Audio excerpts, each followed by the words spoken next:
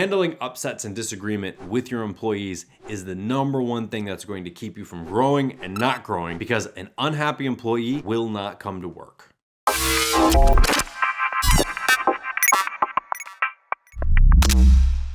Hi everybody, welcome back to the channel. I'm Neil Winteregg with Matterhorn Business Development, and today I want to talk to you about disagreements with your employees. And when I'm talking about disagreements, what I mean is disagreements amongst the employees as to how the business is running or the way things are happening or the way they should be. Not necessarily disagreements between employees, although these things will come about based off of the three things I'm about to talk about here. So why are disagreements amongst your employees important to find and fix? Well, the main thing is that the morale of the team actually goes down if people have disagreements on how the business is running or what it is that they are doing in the business. And we've seen this from several different ways. One of the ways that you'll see that is you actually see really good, talented employees who have disagreements in a business because that business is not operating properly or effectively or ethically, and they will actually leave. And so we all know people who go to work, they don't like the way that customers are being treated, they don't like the way their boss treats them, they have disagreements on that, and they go, you know what, I deserve something better, and so I'm gonna go somewhere else. The other way that it happens is just low morale amongst the staff, where everybody just sits around outside smoking cigarettes, complaining about the boss, complaining about the way things are, complaining about the product, complaining about the customers, whatever it is, and those people will just ride that job out for 10, 15, 20 years because they don't care. So these disagreements can manifest in different ways. So the first disagreement would be people having a disagreement about why we do things a certain way, or why this is this way, or I don't like this being this way. And the reason they have those disagreements is because nobody's actually ever given them the real purpose of the business or the purpose of the company. And so they don't understand why we do things a certain way. This honestly is one of the number one reasons that you need to have employee meetings or staff meetings or whatever it is that you guys want to call it. There's a million different terms out there, but you need to have some sort of meeting with your staff so that they actually know what's going on and why. If I've been working somewhere for 5 years and all of a sudden one day somebody says, hey, by the way, Neil, we're going to start doing things this way, and says nothing else, I'm probably going to disagree with changing the way that I've been doing things for so long because I don't understand why we're doing it differently. So a lack of communication from management to the employees creates confusion, and it creates like a black hole. And in this black hole, there's all these questions of why we've changed or why we do things this way or what's happening. And therefore, people get pissed off and they get upset and they go, I don't like you guys. So hopefully now you can understand the importance of communicating to your team why we do things the way that we do or what the purpose is. I've had my own employees come up to me and they go, well, you know, it was better when we did it this way. And I go, well, actually, when we did it that way, none of the clients liked it that way. I know it was easier for us, or we thought it was better, but we actually found that our customers, our clients, the people paying us, actually said we don't like that. So we changed it. And now what we found is everybody loves it. And the employees go, oh, wow, that's great. I'm glad. All of a sudden that disagreement or that upset that they had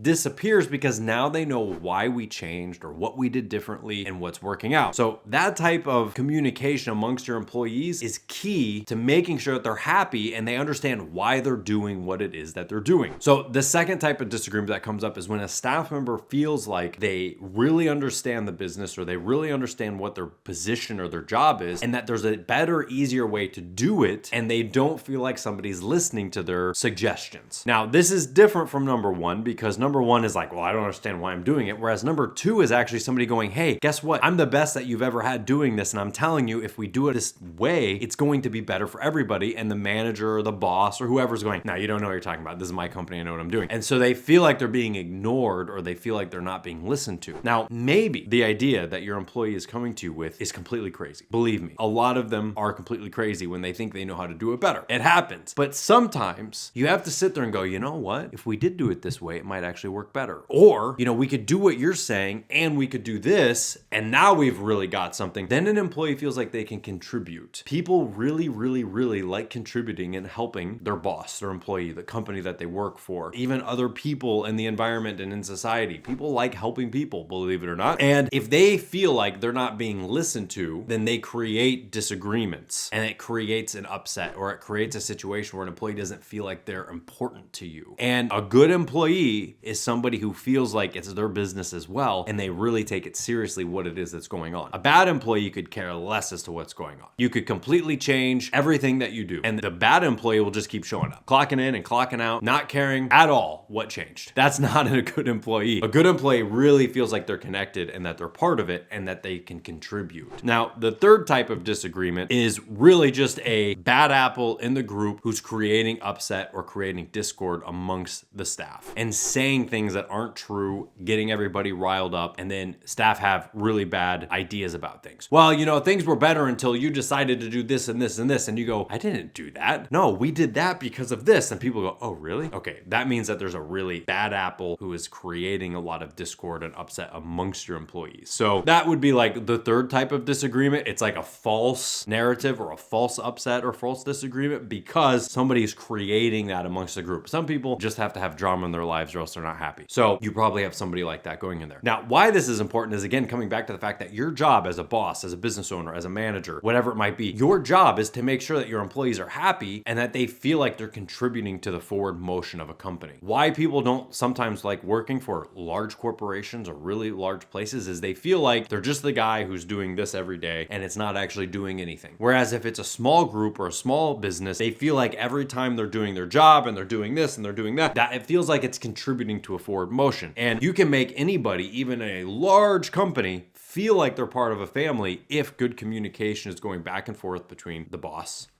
the manager, and the employees, and handling or getting rid of upsets and disagreements that exist within the company as to why things are the way that they are. So I hope you found this useful. I really do want to plug here our channel sponsors, Metapulse, because Metapulse's job is to make things like what we were just talking about here non-existent in a company by putting in structure and organization and making it easier for you to run your business. So if anything that I talked about here sounds like it could help you, go to metapulse.com and check them out. Otherwise, I will see you next time.